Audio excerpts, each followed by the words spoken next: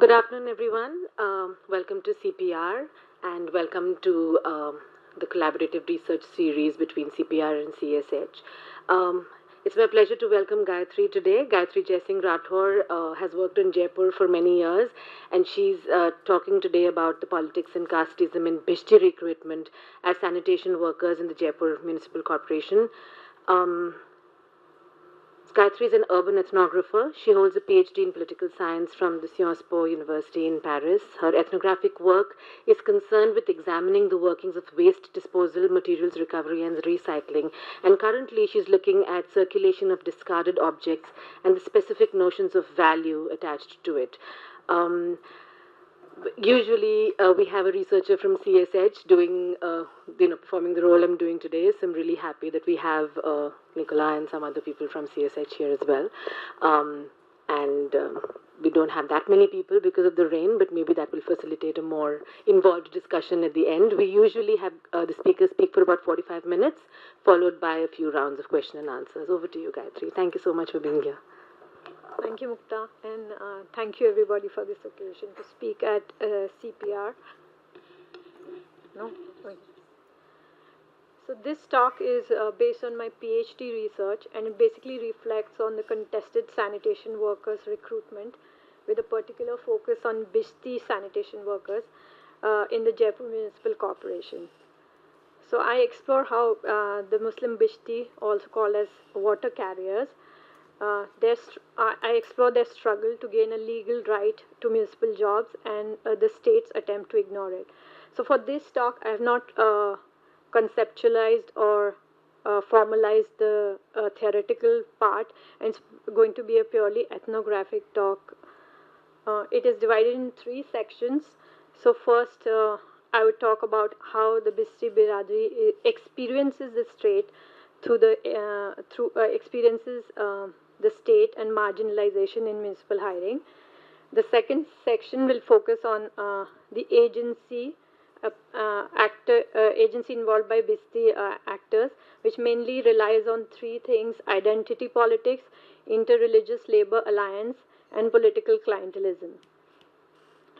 Then the final section will explain how the organizational structure of the local body, the institutional and regulatory system of recruitment, and political infightings in the municipal corporation, they variously impact the process. So to begin with, I will first talk about what a Bhisti is. The Bhisti is an OBC, as you see here. So Bhisti is a Muslim OBC Muslim occupational caste which traditionally worked as water carriers to army regiments and city residents. So, in the absence of piped water supply and uneasy availability of water, Bhisti would fetch it from city wells in a handmade mushk, they call it, which is a bag made of goat skin, to supply water to the city residents. Now, with the creation of the city municipality in the 1930s in Jaipur, this traditional occupation was institutionalized. Bhistis, along with Hindu Balmikis or the Dalit sweepers, were hired as class 4 employees under the category of Safai Karamcharis or sanitation workers in the public health department of the city. So, in the municipality, they would work in tandem with sweepers to clean public urinals, streets, and drains. And unlike the Balmiki Safai Karamcharis, the Bhistis Bhistis only count men amongst them, and there are no women. Now, the Bhisti work in the municipalities started to after once the water supply came in, the Bhisti work in the municipality started to diminish, and by 1990s, the Bhistis were already had lost out most of the jobs, and the recruitments, there was a hiring freeze on Bhisti recruitment. And the last Bhisti recruitment that took place was in 1982, where 14 Bhistis were employed in the malaria department of the Jaipur Municipal Corporation.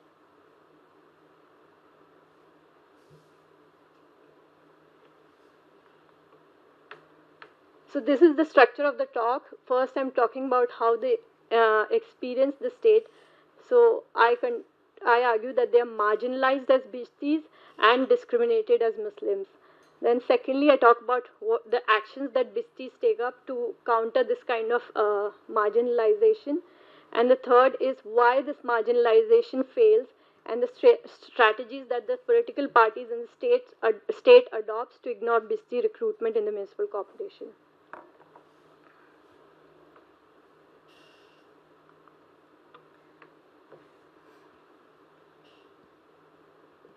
So, experiencing the state, again, this section mainly deals with three events which have shaped the Bhisti experience in the state in past 20 years.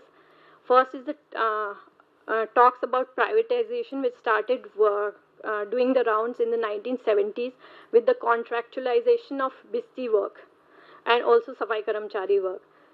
So slowly and slowly, by 1982, the last hiring happened in 1982, and after that, there has been no sanitation worker recruitment in the Jaipur Municipal Corporation.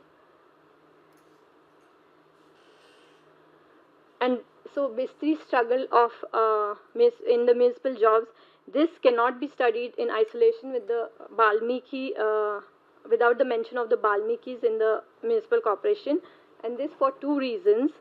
Because the Balmikis also constitute an integral part of the Safai Karamchari category, and they also suffer from the same hiring freeze. So, as such, both communities had a common agenda to convince the government to undertake fresh recruitments.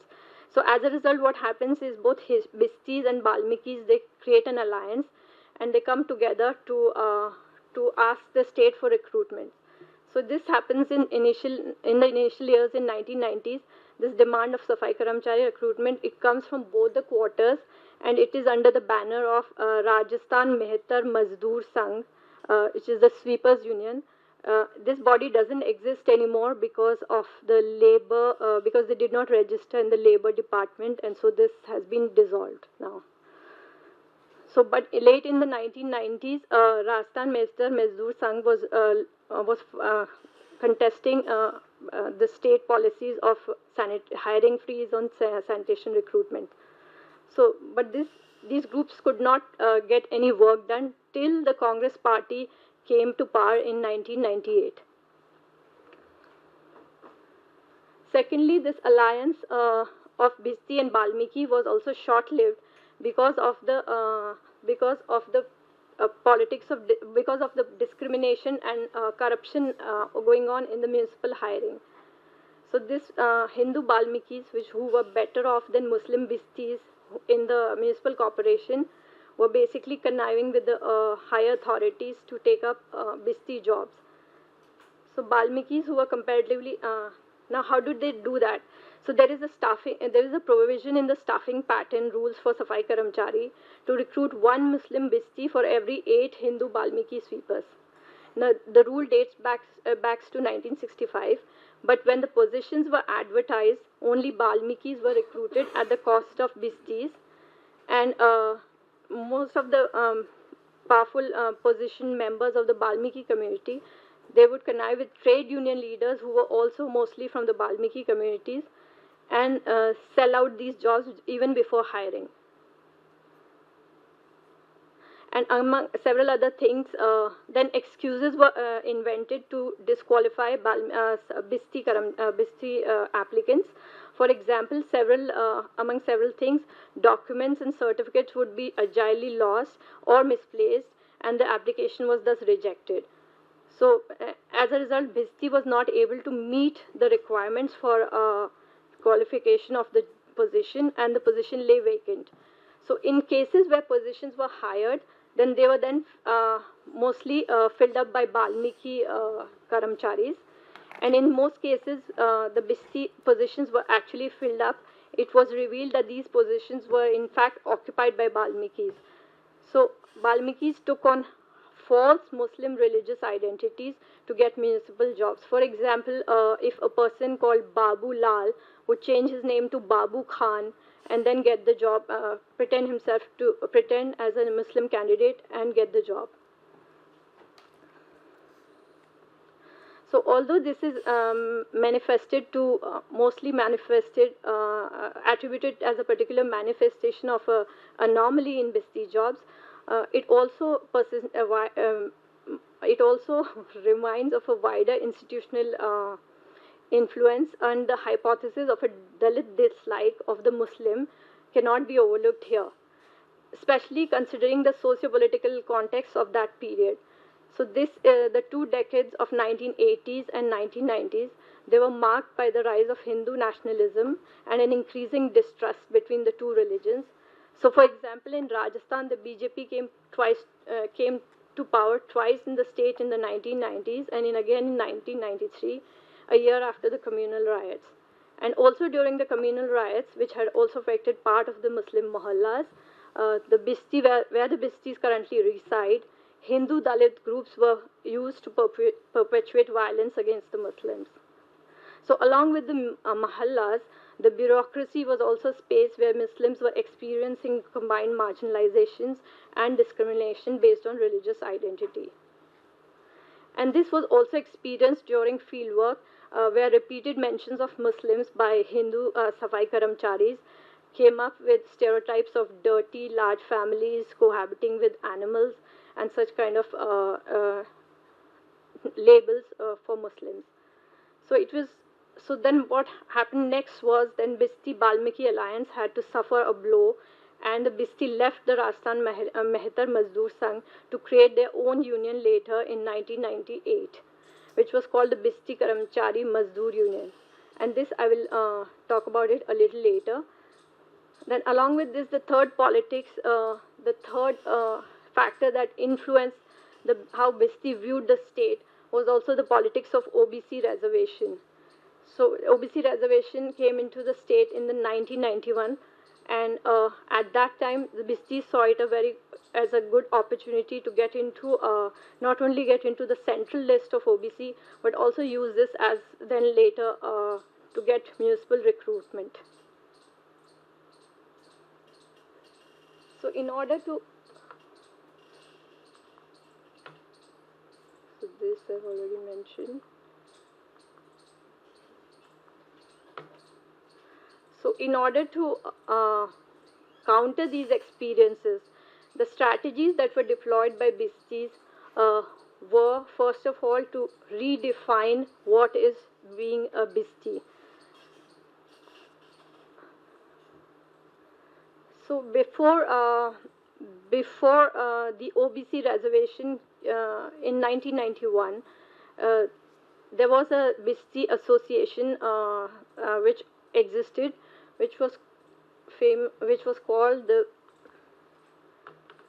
Bhisti Sheikh Jamaitul Abbas Society, and this association tried to get OBC reservation, but they failed because of an upper class Islamic lineage, because the Backward Class Commission. In their report said that Sheikh was an upper class association and Abbas was a community that did not exist in Rajasthan. It was basically people from Uttar Pradesh who were passing on as Bhistis. So as a result, the community was denied reservation in 1999, and also along with the upper class association, the Biradri lineage or the caste lineage of Bhistis, it was traced to famous persons. For example, Nizam Sikka, who was he's considered to be he was crowned an emperor for one day by Emperor Humayun because he saved his life. So again, there's again a link with an upper class association, so which clearly categorizes Bhistis as non-OBC. Yes, yes. So so after this, after the report of the backward class commissions, the Bhisti realized that riding on an upper class Islamic category was not in their favor. So they tried to redefine what is to be a Bhisti. So this was undertaken by disassociating themselves from the upper caste association of Sheikh and Abbasi, yes, and and after that, first of all, a new identity was created and a new society was created under the name of Bhisti Samaj Sudhar Samiti. So here we clearly see the what do you call it, the link being cut off with the upper caste association and going back to the occupational caste association. So Bhisti Samaj Sudhar Samiti. So after the Bhisti Samaj Sudhar Samiti, another objective of Bhisti Samaj Sudhar Samiti was also to get all the Bhistis together in of Rajasthan together, because it was discovered that the Bhistis are not united, and as a result they face all this kind of they lack resources when it comes to community organizing and to get benefits from the government schemes. So as a result, Bhisti Samaj Sudhar Samiti organized a statewide survey, collected all the Bhistis together, and created different branches in various cities in Rajasthan, and fought for the development of the community. Along with this, the Bhisti Valmiki alliance was broken, and a new worker union was created called the Bhisti Safai Karamchari Workers Union Nagar Nigam. So this union was created in 1998, and and as a result of after the creation of this union, the Bhistis went to court and took Balmikis, filed a petition against the Balmikis for corruption and corrupt practices in the recruitment process of the sanitation workers.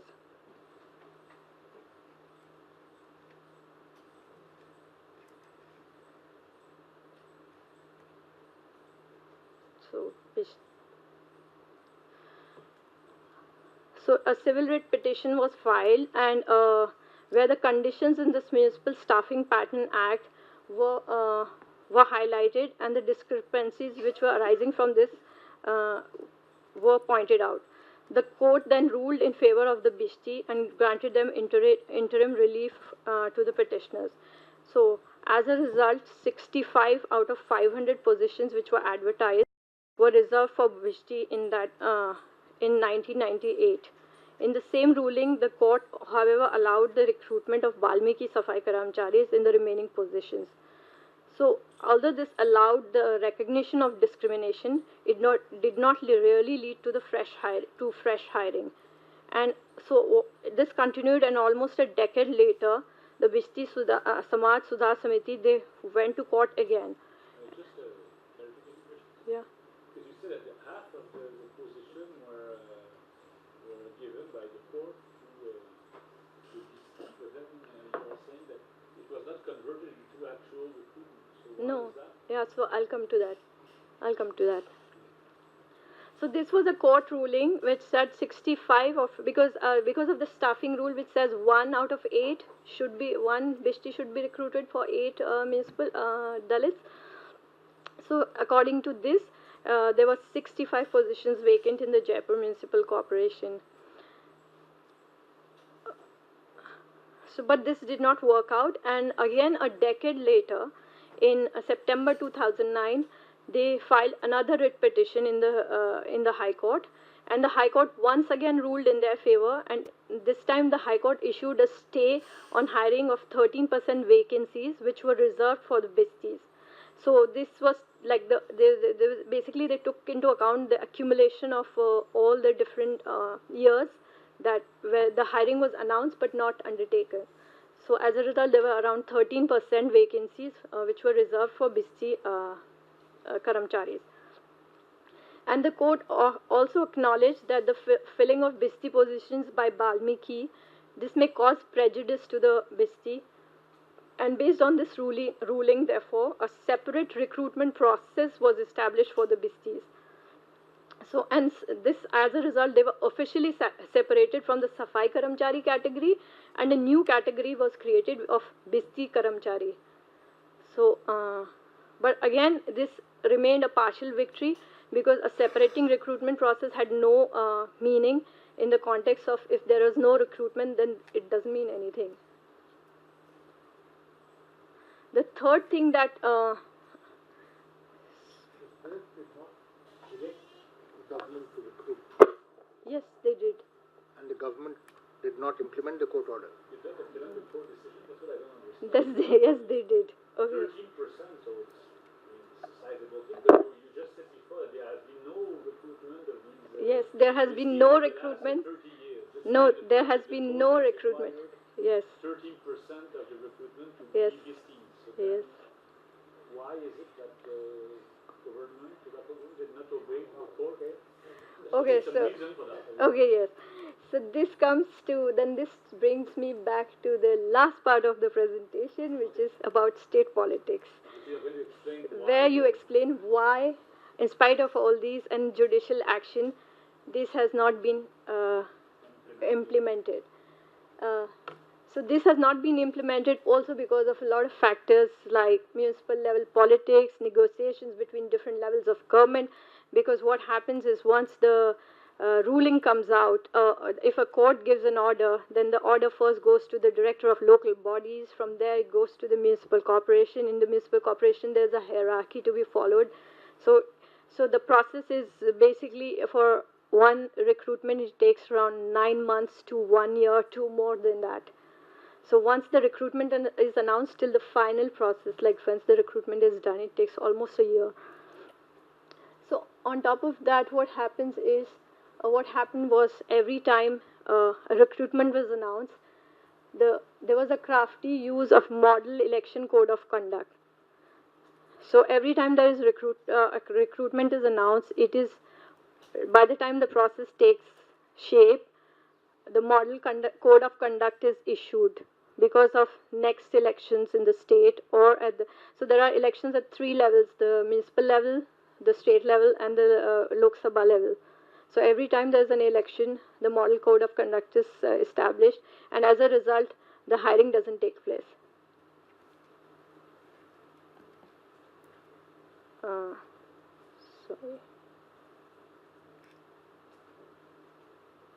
So, for instance, and so this election code of conduct has not only allowed the state to prevent recruitment of sanitation workers, but it has also allowed them to reduce the number of positions in the last 20 years that this process has been going on. For example, so it started in 1998.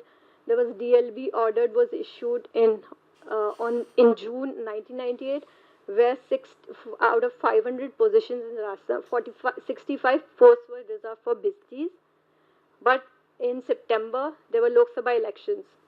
So as a result, recruitment did not take place. Then again, the government issued in the same year again. The government started the process again after the Lok Sabha elections. But again, in 2003, there were Vidhan Sabha elections that took place, and as a result, the process was again wasn't carried forward.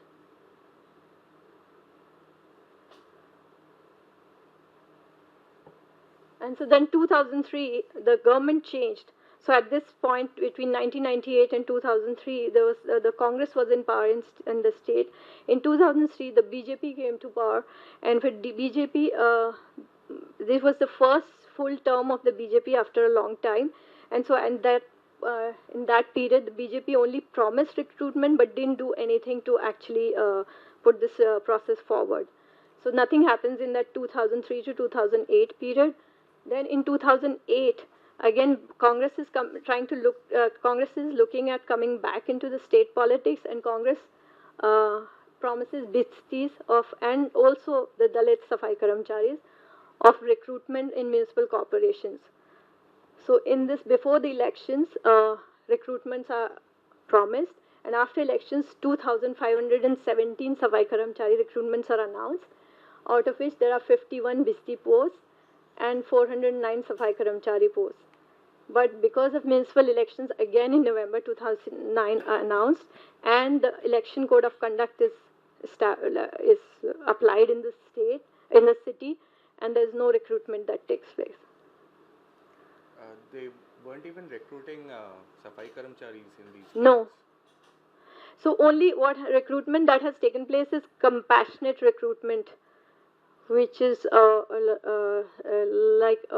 if somebody dies, then some family members recruited, or sometimes there has been recruitment which they call token recruitment of widow or handicapped people, but most of the recruitment hasn't taken place. Then in 2000, so as you can see, in 2008-13 again, vacancies were announced in 2012. The government announced that there'll be vacancies. There was selection committee was formed in July 2013, and by this time there was the judicial law was the law was implemented that there will be separate recruitment process for Bhistis and Dalit Safai Karamcharis.